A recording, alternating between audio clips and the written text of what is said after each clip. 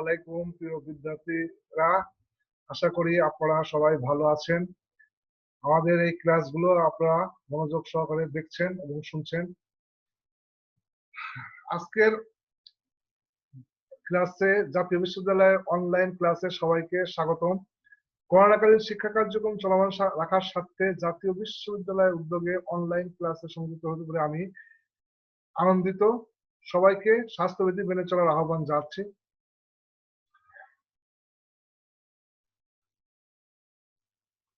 এখন আমি রাষ্ট্রবিজ্ঞানের তৃতীয় বর্ষের অনলাইন ভিডিও ক্লাস দিচ্ছি। Course code 231903। কোর্সের নাম আন্তর্জাতিক রাজনীতির মূলনীতি। এটা লেকচার নম্বর 3। লেকচারের শিরোনাম আন্তর্জাতিক রাজনীতি অধ্যয়নের পদ্ধতি। আমি আমার প্রথমেই পরিচয় দিচ্ছি। মোহাম্মদ আব্দুল সালাম, সহকারী অধ্যাপক, রাষ্ট্রবিজ্ঞান, রাজশাহী কলেজ, রাজশাহী।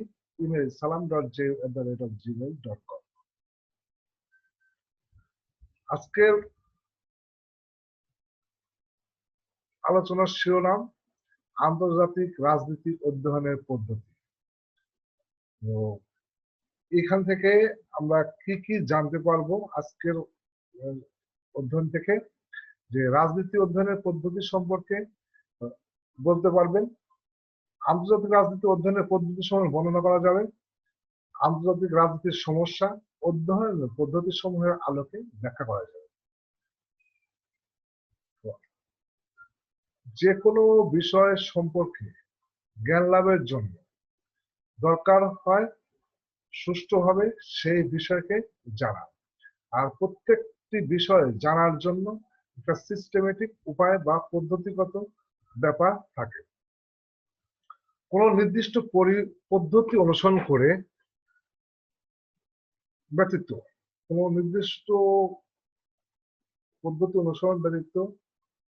কোনো বিষয়ে সুষ্ঠু জ্ঞান লাভ করা যায় না। আন্তর্জাতিক রাজনীতি সম্পর্কে জানতে হলে, আন্তর্জাতিক রাজনীতির প্রেক্ষাপট ব্যাখ্যা করতে হলে, আন্তর্জাতিক রাজনীতিকে বিশ্লেষণ করতে হলে বিভিন্ন পদ্ধতির মাধ্যমে আন্তর্জাতিক রাজনীতিকে অধ্যয়ন করা হয়। তো আমরা আজকে সেই পদ্ধতি, যে সমস্ত পদ্ধতির মাধ্যমে আন্তর্জাতিক রাজনীতি অধ্যয়ন করা হয়, সেইগুলোই আমরা আমাদের আজকে আলোচনার বিষয়। এই পদ্ধতিগুলোর মধ্য দিয়ে আমরা আন্তর্জাতিক রাজনীতিকে সঠিকভাবে বিশ্লেষণ করে সঠিক জ্ঞান লাভ করতে পারব। তবে একটা কথা বলে রাখা উচিত যে আন্তর্জাতিক রাজনীতি একটা সতত পরিবর্তনশীল, সবসময় পরিবর্তন হচ্ছে। শুধুমাত্র এই পদ্ধতিগুলো দিয়েই আন্তর্জাতিক রাজনীতি অধ্যয়ন করলেই সম্যক জ্ঞান লাভ সম্ভব না হতে পারে। ব্যতিক্রম আছে, সেই ব্যতিক্রম নিয়ে আমাদেরকে চলতে হয়। তো আমি প্রথমে আসছি আন্তর্জাতিক রাজনীতি অধ্যয়নের পদ্ধতিগুলো কি কি। যে ঐতিহাসিক পদ্ধতি, হিস্ট্রিক্যাল অ্যাপ্রোচ, ব্যবস্থাপক পদ্ধতি, বর্ণনামূলক পদ্ধতি, বৈজ্ঞানিক নীতি পদ্ধতি, বাস্তববাদী পদ্ধতি, সমন্বিত পদ্ধতি, উদারতাবাদী পদ্ধতি এবং গঠনবাদী পদ্ধতি। এই যে 8টা পদ্ধতি আছে, এই 8টি পদ্ধতি মিলেই আজকে আমরা আলোচনা করব। এবং কোন বিষয়ে সঠিকভাবে জানতে হলে সিস্টেমেটিক উপায়ে সেটা চর্চা করা উচিত এবং সিস্টেমেটিক উপায়ে সেই বিষয় সম্পর্কে সহজেই জানা যায়। তো আন্তর্জাতিক রাজনীতি অধ্যয়নের জন্যই আমরা আন্তর্জাতিক রাজনীতি সম্পর্কে জ্ঞান লাভ করার জন্য আমরা এই অধ্যয়ন পদ্ধতিগুলো অনুসরণ করি। ঐতিহাসিক পদ্ধতি, আন্তর্জাতিক রাজনীতি অধ্যয়নের মূলত প্রাচীন পদ্ধতিটির নাম হলো ঐতিহাসিক পদ্ধতি। আন্তর্জাতিক রাজনীতি বিবর্তনের ধারায় ইতিহাস অন্যতম গুরুত্বপূর্ণ উপাদান। ঐতিহাসিক উপাদানের সাহায্য ব্যতীত বর্তমান কর্মকাণ্ডের সঠিক বিশ্লেষণ ও সিদ্ধান্ত গ্রহণ সম্ভব নয়। আন্তর্জাতিক রাজনীতির উৎপত্তি, বিকাশ ও বিবর্তনের বিষয়গুলো এ পদ্ধতিতে আলোচনা হয়ে থাকে। এ পদ্ধতিতে আন্তর্জাতিক রাজনীতির ঘটনা প্রবাহকে অতীত অভিজ্ঞতা ও ঘটনাবলীর আলোকে বিশ্লেষণ করা হয়ে থাকে। অতীত ঘটনাপ্রবাহ, দৃষ্টিভঙ্গি, রীতিনীতি, আচার আচরণ ও পূর্ব নজিরের উপর ভিত্তি করে বর্তমান আন্তর্জাতিক সম্পর্ক ও এর ভবিষ্যৎ ধারণা গড়ে তোলা যায়। তো এখানে যে এই পদ্ধতির কি সুফল আছে, আন্তর্জাতিক রাজনীতি অধ্যয়নে এই পদ্ধতির সুফল হচ্ছে অতীত রাজনৈতিক কর্মকাণ্ডের সঠিক মূল্যায়ন। এই পদ্ধতির মাধ্যমে অতীতের যে রাজনৈতিক ঘটনা ঘটেছিল সেই রাজনৈতিক ঘটনাগুলো সঠিক মূল্যায়ন করা সম্ভব। অতীতে রাজনীতিবিদরা কিভাবে কূটনৈতিক কর্মকাণ্ড সম্পাদন করেছে, তারা কিভাবে কতটুকু সাফল্য অর্জন করতে সক্ষম হয়েছে, কতটুকু ব্যর্থতা ছিল এবং তা কি কারণে হয়েছে, এসব বিষয়ে সঠিক জ্ঞান ও উপলব্ধি অর্জন করা সম্ভব। আন্তর্জাতিক রাজনীতি অধ্যয়নের ঐতিহাসিক পদ্ধতির আরেকটা গুণ হলো আন্তর্জাতিক সম্পর্কের পরিবর্তন সম্পর্ক ধারণা।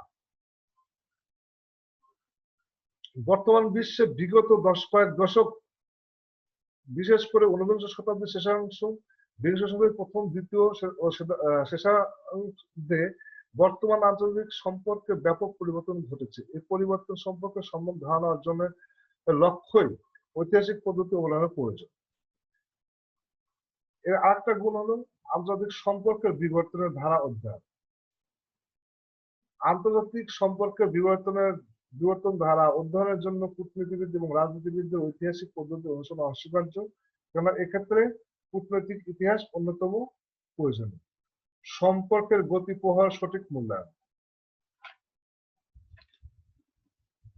নির্দিষ্ট ঐতিহাসিক ঘটনাতে কিভাবে সিদ্ধান্ত গৃহীত হয়েছিল এবং সে সিদ্ধান্তের ফলাফল কিরূপ হয়েছিল তা উদ্ঘাটনে এই পদ্ধতি প্রয়োজন হয়।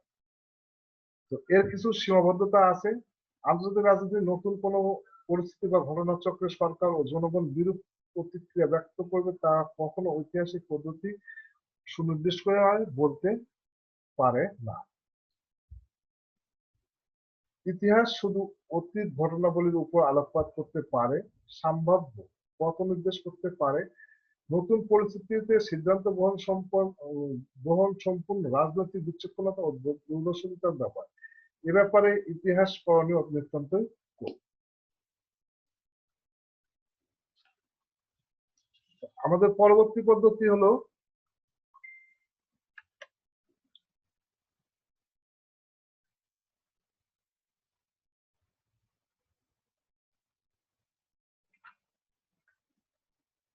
ব্যবস্থাপক পদ্ধতি।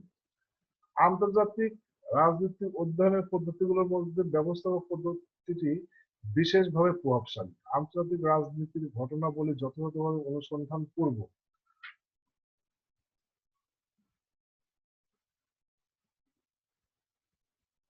বিশ্লেষণ করা হয় এই পদ্ধতির মাধ্যমে। আন্তর্জাতিক রাজনীতি অধ্যয়নের ব্যবস্থাপক পদ্ধতির তিনটি মডেল আছে। একটা হলো শক্তি সাম্য। প্রত্যেক রাষ্ট্রের নিজের সাধ্যমতো স্বীয় স্বার্থ বাস্তবায়নের জন্য সবসময় সদস্য থাকার ফলে আন্তর্জাতিক রাজনীতির ক্ষেত্রে শক্তির ভারসাম্য অবস্থা বিদ্যমান থাকে। এ কারণে জটিল ও দ্রুত পরিবর্তনশীল বিশ্ব ব্যবস্থায় ভারসাম্য ভিত্তি প্রতিষ্ঠা লাভ করেছে।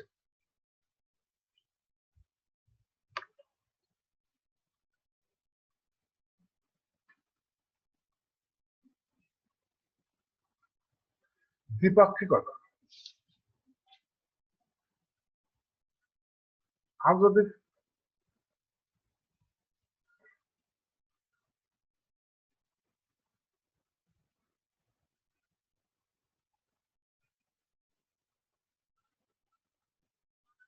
আন্তর্জাতিক রাজনীতির ক্ষেত্রে দ্বিপাক্ষিকতা বলতে বোঝায় দুটি পরস্পর বিরোধী শিবির এই আন্তর্জাতিক রাজনীতির নিয়ন্ত্রণ। এদের মধ্যে একটি ছিল পুঁজিবাদী বা ধনতান্ত্রিক শিবির আর অন্যটি ছিল কমিউনিস্ট বা সমাজতান্ত্রিক শিবির। এই দুই প্রতিদ্বন্দ্বী শিবির এর মধ্যে যে স্নায়ুযুদ্ধ চলছিল তা আন্তর্জাতিক রাজনীতির গতি প্রকৃতি নির্ধারণ করেছিল। সেকেন্ড ওয়ার্ল্ড ওয়ার এর পর বিশ্ব রাজনীতিতে আমরা যদি দেখি যে একটা ছিল মার্কিন যুক্তরাষ্ট্র, একটা ছিল সোভিয়েত রাশিয়া। দুইটা বিপরীতমুখী, একটা ছিল পুঁজিবাদী সরকার ব্যবস্থা, একটা ছিল সমাজতান্ত্রিক সরকার ব্যবস্থা। এই দুইটা দেশের মধ্যে সেকেন্ড ওয়ার্ল্ড ওয়ারে যদি আমরা দেখি, যে সেকেন্ড ওয়ার্ল্ড ওয়ারের দিকে তাকালে আমরা দেখবো যে দুটো রাষ্ট্রই একত্রে উম, নাৎসিবাদের বিরুদ্ধে যুদ্ধ করেছে, হিটলারের বিরুদ্ধে যুদ্ধ করেছে।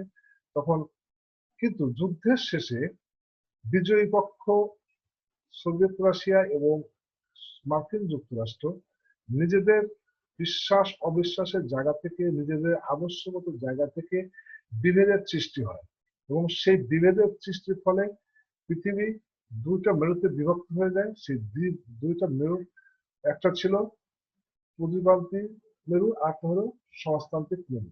একদিকের নেতৃত্বে ছিল ইউএসএ এবং আরেক দিকের নেতৃত্বে ছিল সোভিয়েত রাশিয়া।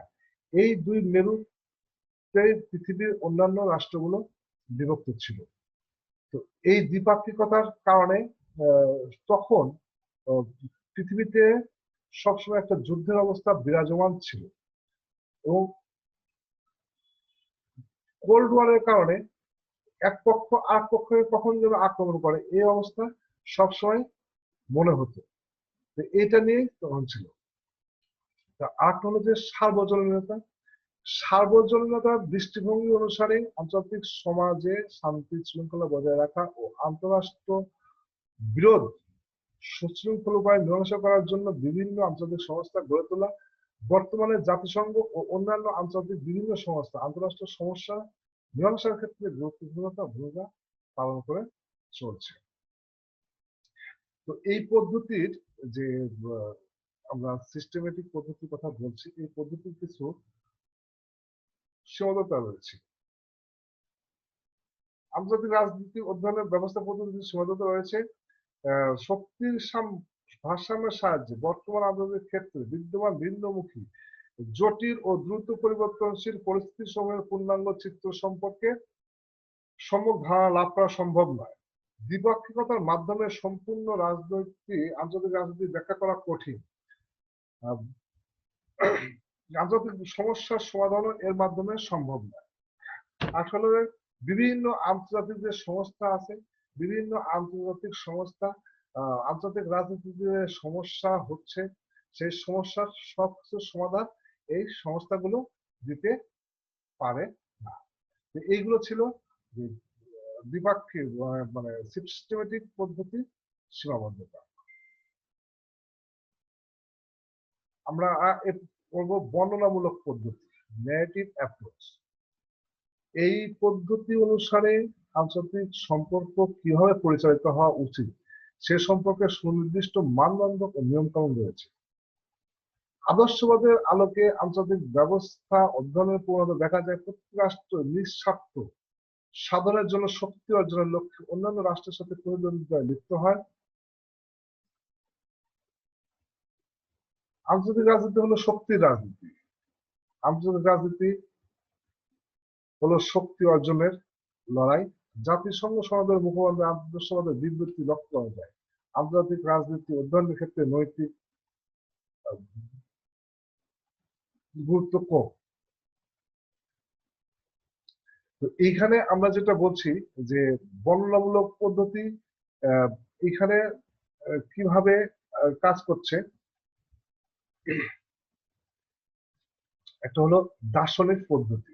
দার্শনিক পদ্ধতি অনুসারে কাজ করছে যে সার্বজনীনভাবে স্বীকৃত নীতিমালার দ্বারা আন্তর্জাতিক সম্পর্কের বিশ্লেষণের ফলে আমরা কিছু নৈতিকতার সম্মুখীন হই।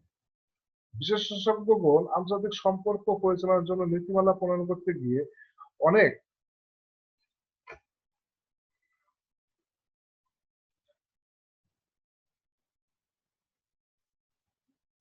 গবেষণা করেছেন এবং এই নীতিমালার উপর প্রতিষ্ঠিত একটি রাষ্ট্রের পক্ষে কি করা উচিত এবং কি করা উচিত নয় এটা জানা যায়। তাকে দার্শনিক বা আদর্শবাদী পদ্ধতি বলা হয়। আর হলো শক্তির রাজনীতি। আন্তর্জাতিক রাজনীতি হচ্ছে শক্তির রাজনীতি। শক্তি একটি মৌলিক ভূমিকা পালন করে। প্রতিটি রাষ্ট্র স্বীয় স্বার্থ সংরক্ষণের জন্য তা কাজে লাগায়।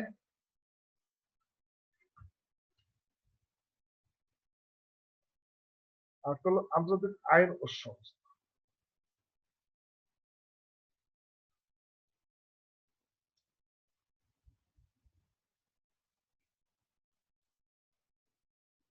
আন্তর্জাতিক আইন এবং সংস্থা। আন্তর্জাতিক রাজনীতি অধ্যয়নে আন্তর্জাতিক সংস্থা বা আইনের অপরিসীম ভূমিকা রয়েছে। কোনো ঘটনা প্রবাহ কিভাবে ঘটছে এবং ক্ষুদ্র রাষ্ট্রগুলো আন্তর্জাতিক যে আইনগুলো আছে সেই আইনগুলো মেনে চলছে এবং আইন মানার মধ্য দিয়ে একটি রাষ্ট্র তার সুনাম রক্ষা করছে। তো এইভাবে যে আন্তর্জাতিক রাজনীতি কি পরিচালিত করার সময় বিভিন্ন সংগঠনের মাধ্যমে, আন্তর্জাতিক সংগঠনের মাধ্যমে পরিচালিত হচ্ছে, আবার আন্তর্জাতিক আইন দ্বারা সেই সংগঠনগুলোকে রক্ষা করা হচ্ছে এবং সেই আইন মেনে রাষ্ট্রগুলো তাদের স্বীয় কাজ সম্পন্ন করছে।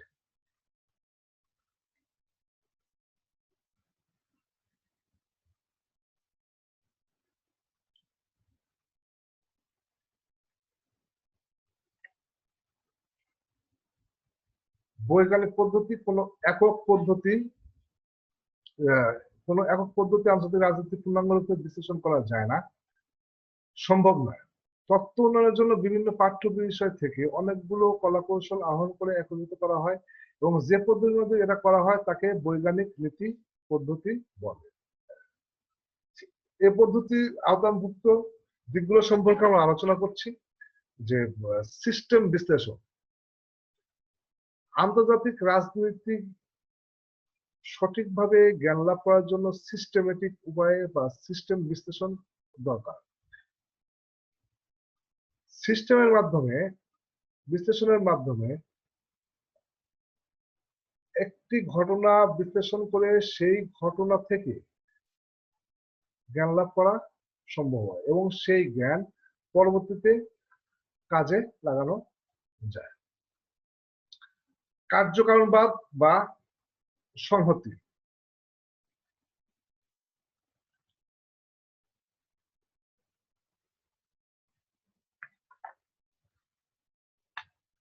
আন্তর্জাতিক রাজনীতির ক্ষেত্রে কার্যকারণবাদ ও সংহতি ধারণার উৎপত্তি এবং এগুলো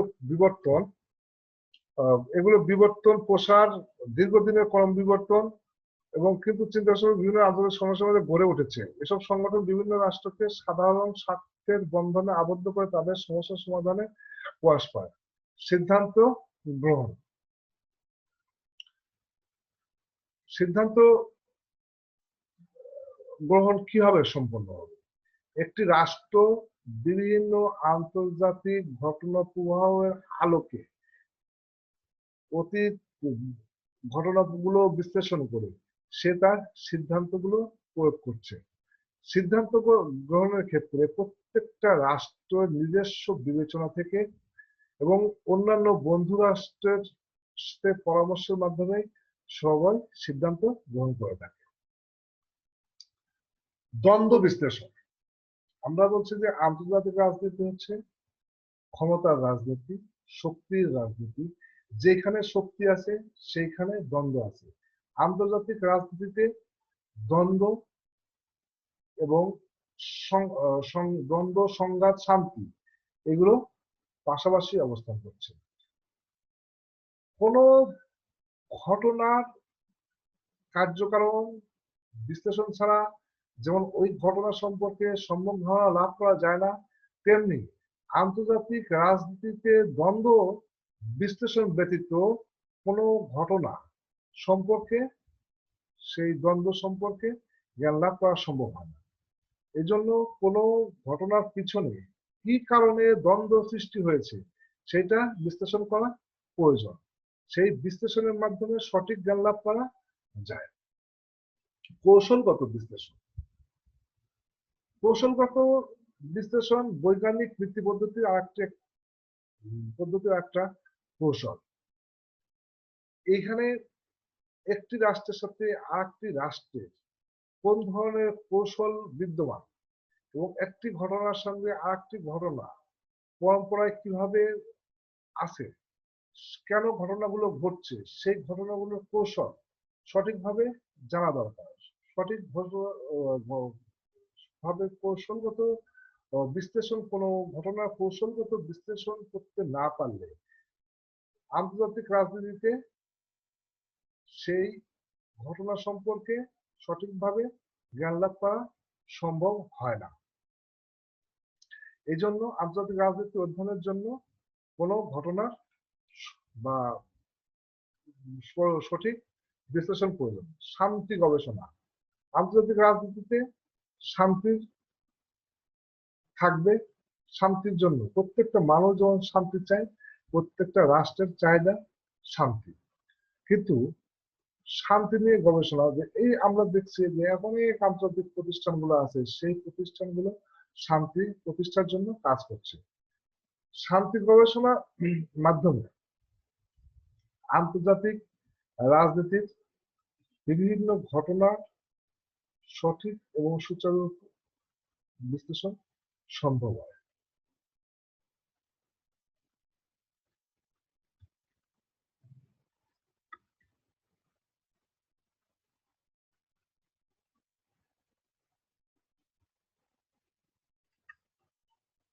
বাস্তববাদী অ্যাপ্রোচ, বাস্তবতার আলোকে রাজনীতি ও রাজনৈতিক ঘটনাবলীর বিশ্লেষণী এই পদ্ধতির মূল উদ্দেশ্য।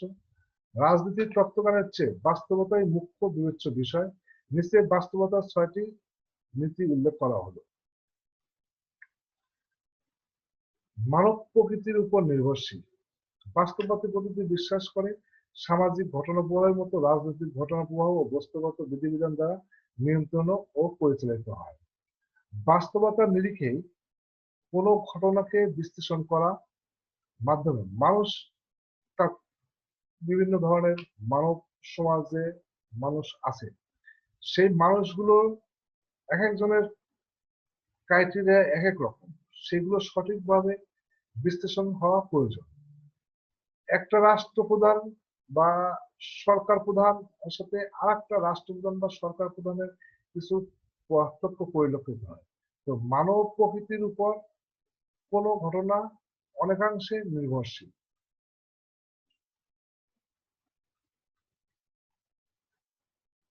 জাতীয় স্বার্থ, আন্তর্জাতিক রাজনৈতিক অঙ্গনে জাতীয় স্বার্থই মুখ্য বিষয়।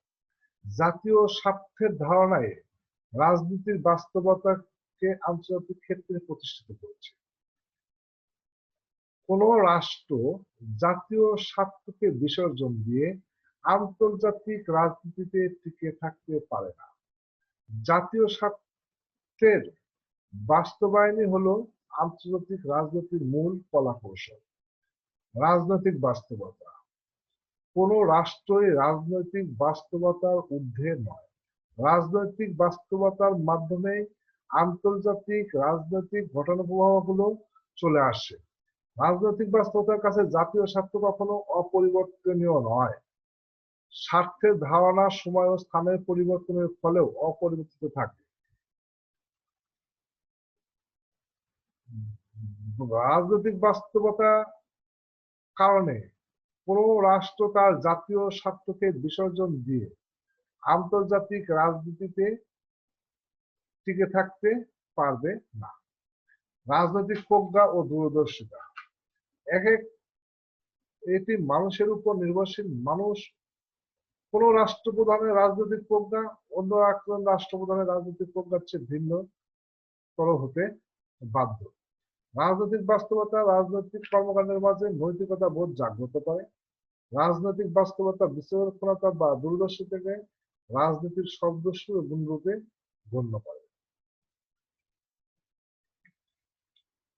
নৈতিক আশা আকাঙ্ক্ষা, রাজনৈতিক বাস্তবতা কোন নির্দিষ্ট জাতির নৈতিক আশা আকাঙ্ক্ষাকে সমগ্র বিশ্বব্যাপী সম্প্রসারিত করার প্রত্যাশা করতে পারে না।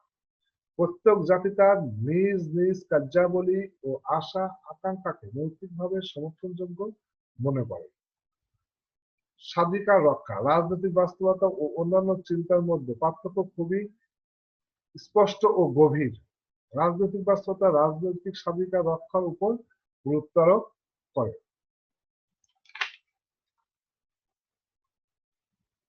মনস্তান্ত্রিক বিষয়, রাজনৈতিক ক্ষেত্রে স্বাধিকার বজায় রাখার পক্ষে মননশীলতার দিক থেকে বিচার করলে অর্থনীতিবিদ যেমন অর্থনৈতিক ক্ষেত্রে স্বাধীনতা, আইন বিজ্ঞানী যেমন আইন ক্ষেত্রে স্বাধীনতা, নৈতিকতাবাদী তেমনি নৈতিক ক্ষেত্রে স্বাধীনতা বজায় রাখে। তেমনি রাজনৈতিক বাস্তববাদী রাজনৈতিক ক্ষেত্রে স্বাধীনতা বজায় রাখে। তো এই পদ্ধতি, বাস্তববাদী পদ্ধতি কিছু সীমাবদ্ধতা রয়েছে। আন্তর্জাতিক রাজনীতি বাস্তববাদী পদ্ধতি যথেষ্ট গুরুত্বপূর্ণ হলেও কিছু সীমাবদ্ধতা রয়ে গেছে। ক্ষমতার মাধ্যমে রাজনীতির সব দিক ব্যাখ্যা করা যায় না। শুধুমাত্র ক্ষমতা কেন্দ্রিক বিশ্লেষণের দ্বারাই রাজনৈতিক পরিবেশের সবকিছু বিশ্লেষিত হয় না। ক্ষমতা একটি হাতিয়ার মাত্র। যদি ক্ষমতাকে কখনো রাজনীতির প্রধান নিয়ন্ত্রণকারী শক্তি বলে অভিহিত করা যায় না। ক্ষমতার সাথে সংশ্লিষ্ট নয় এমন অনেক কাজকে রাজনৈতিক বাস্তবতার অন্তর্ভুক্ত করা হয়। বাস্তববাদী তত্ত্বের লক্ষ্য সম্পর্কে পর্যাপ্ত আলোচনা নেই। যুক্তিসঙ্গত নীতির বিশ্বস্ত পথ প্রদর্শন এবং মানদণ্ড হিসেবে জাতীয় স্বার্থে ধারণা কেবল কোন স্থিতিশীল অধ্যায় ও পরিস্থিতিকে অর্থপূর্ণ করতে পারে। দেশের অভ্যন্তরীণ রাজনীতির প্রক্রিয়া এবং চাপ থেকে বিচ্ছিন্ন অবস্থায় ক্ষমতা আলোচনা এক ধরনের বিভ্রান্তি সৃষ্টি করে। উদারতাবাদী পদ্ধতি। ইংরেজি লিবারালিজম শব্দটি এসেছে ল্যাটিন শব্দ লিবার, যার অর্থ স্বাধীন। আবিধানিক অর্থে উদারতাবাদ হলো এমন একটি দর্শন যা প্রগতি, ব্যক্তির উত্তম প্রকৃতি এবং ব্যক্তির স্বশাসনে বিশ্বাস করে। এটি ব্যক্তির সামাজিক, রাজনৈতিক এবং অর্থনৈতিক স্বাধীনতা আস্থাশীল। উদারনৈতিক ধ্যান ধারণার বিকাশের ফলে আন্তর্জাতিক প্রতিষ্ঠানসমূহ রাষ্ট্রসমূহের সহযোগিতার ক্ষেত্রে গুরুত্বপূর্ণ ভূমিকা পালন করে থাকে।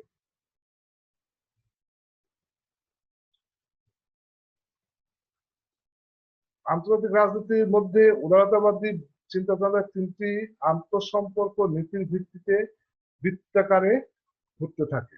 শক্তি রাজনীতি সংক্রান্ত ধারণা পরিত্যাগ। এটি কেবল আন্তর্জাতিক সম্পর্কের ফলাফলের মধ্যে অর্জন করা যায় সম্ভব। নিরাপত্তা প্রশ্ন বা বাস্তবতা, যুদ্ধকালীন অবস্থার নীতিসমূহ। পারস্পরিক উপকারিতা আন্তর্জাতিক সহযোগিতার উপর গুরুত্ব আরোপ করে। আন্তর্জাতিক সংগঠনগুলো সরঞ্জামাদি এবং রাষ্ট্রীয় অগ্রাধিকারমূলক সমূহের গঠনের জন্য বেসরকারীকরণ বা উপাদানসমূহ এবং নীতি। উদারতাবাদীরা বিশ্বাস করে যে আন্তর্জাতিক প্রতিষ্ঠানসমূহ রাষ্ট্রসমূহের সহযোগিতার ক্ষেত্রে গুরুত্বপূর্ণ ভূমিকা পালন করে। সঠিক আন্তর্জাতিক প্রতিষ্ঠানসমূহ এবং অর্থনৈতিক ও সাংস্কৃতিক বিনিময় সহ রাষ্ট্রসহ ক্রমবর্ধমান আন্তঃনির্ভরশীলতার কারণে দ্বন্দ্ব নিরসনের সুযোগ রয়েছে। পরস্পর নির্ভরশীলতার তিনটি প্রধান উপাদান রয়েছে। রাষ্ট্রসমূহ অর্থনৈতিক, আর্থিক নিরাপত্তা এবং সাংস্কৃতিক উপায়ের মাধ্যমে বিভিন্ন পন্থায় পরস্পরের উপর ক্রিয়া করে। রাষ্ট্র থেকে রাষ্ট্রের পারস্পরিক ক্রিয়ার জন্য প্রাথমিক লক্ষ্য হিসাবে বিবেচনা করা হয় না। সামরিক শক্তি সাধারণত ব্যবহার করা হয় না। উদারতাবাদীগণ অবশ্য যুক্তি প্রদর্শন করে যে আন্তর্জাতিক কূটনীতির সত্তাই একে অপরের সাথে যোগাযোগ করতে একটি কার্যকরী উপায় হতে পারে। সমস্যাগুলোর অহিংস সমাধান সমর্থন লাভ করে। উদারতাবাদীরা বিশ্বাস করে যে সঠিক প্রশিক্ষণ ও কূটনীতির সাহায্যে রাষ্ট্রসমূহের সাফল্য বৃদ্ধি এবং দ্বন্দ্ব নিরসনের জন্য একসাথে কাজ করতে পারে।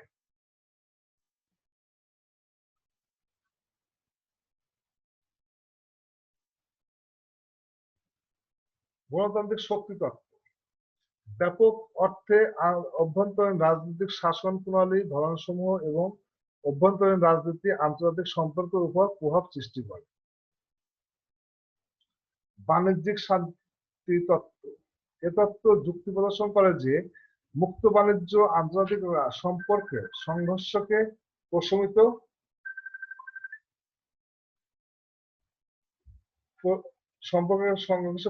করে। বিশ্বায়নের বর্তমান পুঙ্খানুপুঙ্খ অনুসন্ধান এবং পারস্পরিক নির্ভরশীল থেকে এই ধারাবাহিকতা অত্যন্ত গুরুত্বের সাথে দেখা হয়। প্রাতিষ্ঠানিক তত্ত্ব অরাজকতার মাঝেও কিভাবে সহযোগিতা করা সম্ভব এবং দীর্ঘমেয়াদী স্বার্থ কিভাবে স্বল্পমেয়াদী স্বার্থের ঊর্ধ্বে উঠে বর্জন করা সম্ভব তা প্রমাণ করার চেষ্টা করে। কিভাবে অনুঘটক সমূহ বুঝতে পারে আপেক্ষিক লাভ অন্বেষণের পরিবর্তে পরম লাভ অন্বেষণ শ্রেয় তা এসব গুরুত্ব পায়।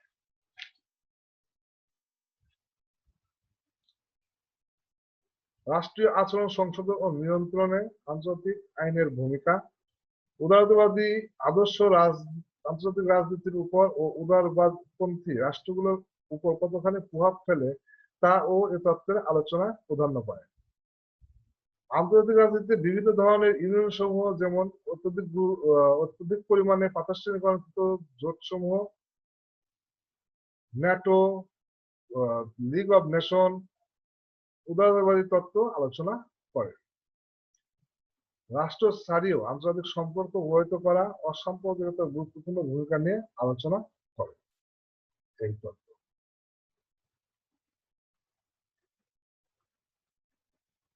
গঠনবাদী তত্ত্ব সামাজিক অনুশীলন এবং পারস্পরিক মিথস্ক্রিয়ায় চলমান ক্রিয়াসমূহের মাধ্যমে তাদের ধরন প্রদান করেছে। মানবীয় সঙ্গের গঠন কাঠামো প্রাথমিকভাবে নির্ধারিত হয় বস্তুগত শক্তিসমূহের পরিবর্তে অধিকতর অংশীদার ভিত্তিক ভাবধারার মাধ্যমে। গঠনবাদী তত্ত্বের আগ্রহের বিষয় হিসেবে সামরিক শক্তি, বাণিজ্যিক সম্পর্ক, আন্তর্জাতিক প্রতিষ্ঠানসমূহ বা অভ্যন্তরীণ অগ্রগতির বিষয়সমূহ গুরুত্বপূর্ণ নয়। গঠনবাদী তত্ত্ব প্রাথমিকভাবে এটি দেখাতে চেষ্টা করে আন্তর্জাতিক সম্পর্কের পরিপ্রেক্ষিতে সামাজিক ভাবে গঠিত এবং নব্য উদারতাবাদ থেকে কতখানি বিপরীত। এগুলো সামাজিক অনুশীলন এবং পারস্পরিক মিথস্ক্রিয়ার চলমান প্রক্রিয়াসমূহের মাধ্যমে তাদের ধরন প্রদান করেছে। যে সামাজিক বাস্তবতায় আন্তর্জাতিক সম্পর্ক সংঘটিত হয় সেগুলো গঠনবাদীদের কাছে পরিচয় এবং বিশ্বাস হিসাবে বিশেষ গুরুত্ব পায়। এ কারণে গঠনবাদীদের তত্ত্বগুলোকে মাঝে মাঝে বলা হয় ধারণাপ্রবণ, বন্ধু শত্রু গ্রুপের মধ্যস্থ বা বহিস্থ নিরপেক্ষতা ও ন্যায় বিচার এর ধারণাসমূহ রাষ্ট্রীয় আচরণের মূল নির্ধারণ হিসাবে কাজ করে।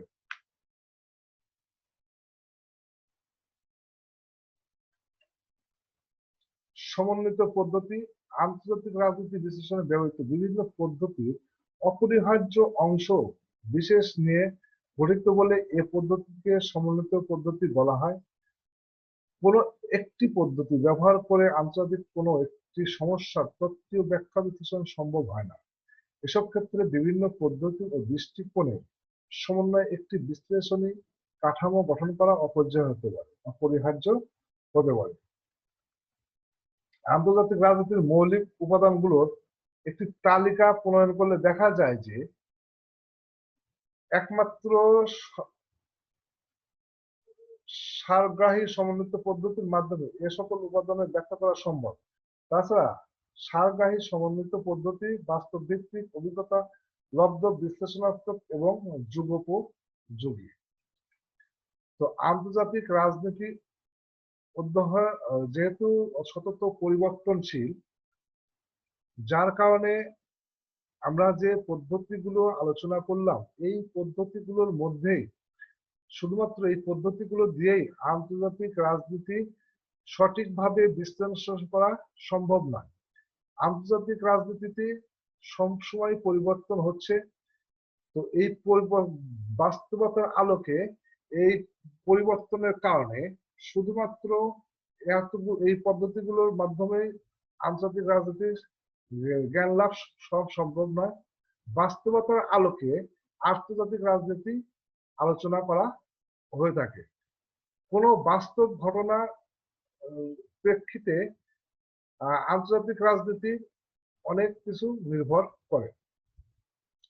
বিশ্বে বর্তমান আন্তর্জাতিক রাজনীতির যে অবস্থা, অতীতে এরকম অবস্থা ছিল এবং ভবিষ্যতে থাকবে।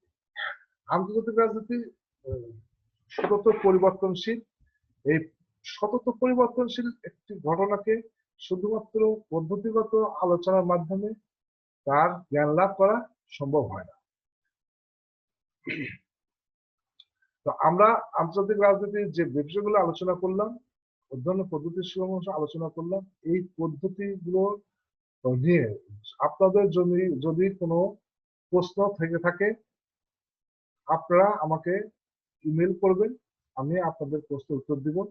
আমার ইমেল অ্যাড্রেস salam.jeu@gmail.com।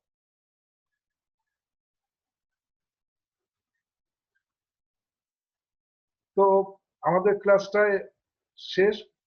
তো সবাইকে ধন্যবাদ জানিয়ে এবং স্বাস্থ্যবিধি মেনে চলার অনুরোধ করে আজকের ক্লাসটা এখানে সমাপ্তি ঘোষণা করছি।